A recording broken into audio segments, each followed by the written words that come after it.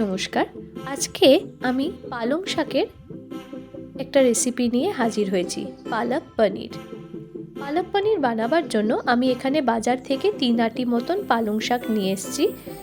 সেটাকে ভালো করে ধুয়ে পরিষ্কার করে নিয়েছি। সাথে নিয়েছি 1 আটি মতন মেথি শাক। মেথি শাকটাকেও আমি ভালো করে ছাড়িয়ে নিয়েছি, ছাড়িয়ে সেটাকে পরিষ্কার করে ধুয়ে নিয়েছি। এরপর আমি জল ছাড়া প্রেসার কুকারে পালং শাক আর মেথি শাকটাকে ভাপিয়ে নেব।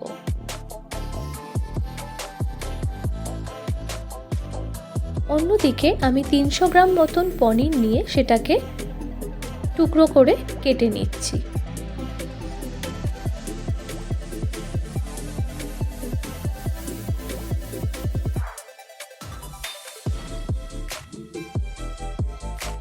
এরপর আমি কড়াতে সাদা তেল গরম করতে দিলাম। তেল গরম হয়ে গেলে আমি তাতে পনিরগুলো দিয়ে হালকা করে এপিট ওপিট করে ভেজে নেব।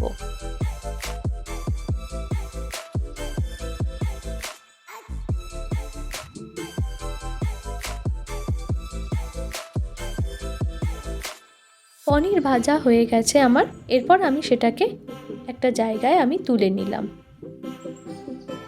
এরপর আমি কড়াতে আরও কিছুটা তেল দিয়ে তার মধ্যে আমি 1 চামচ মতন রসুন বাটা দিয়ে সেটাকে ভালো করে ভেজে নেব।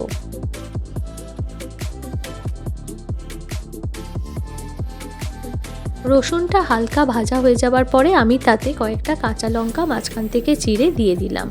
এরপর আমি তাতে 3 চামচ মতন পেঁয়াজ বাটা দিয়ে সেটাকে ভালো করে ভেজে নেব।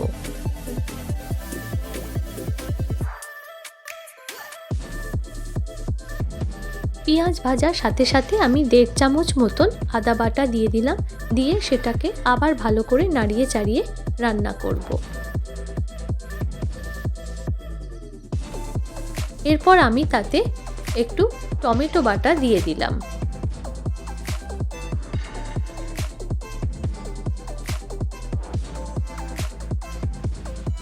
খুব ভালো করে মশলাটা আমি কষাতে থাকবো।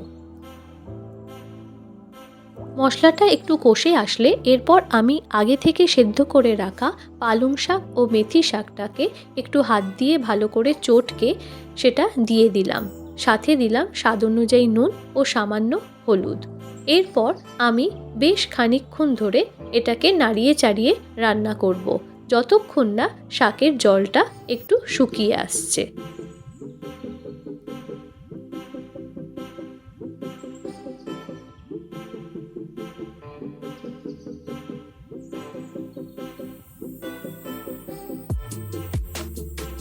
এরপর আমি শাকেতে বেশ খানিকটা চিনি দেব।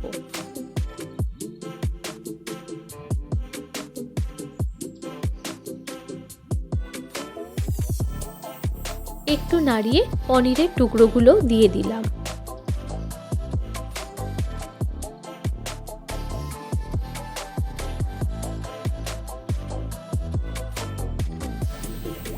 এরপর হাতের তালুতে একটুখানি কেশরি মেথি নিয়ে সেটাকে ভালো করে ঘষে আমি সেই মেথিটা আমি দিয়ে দিলাম।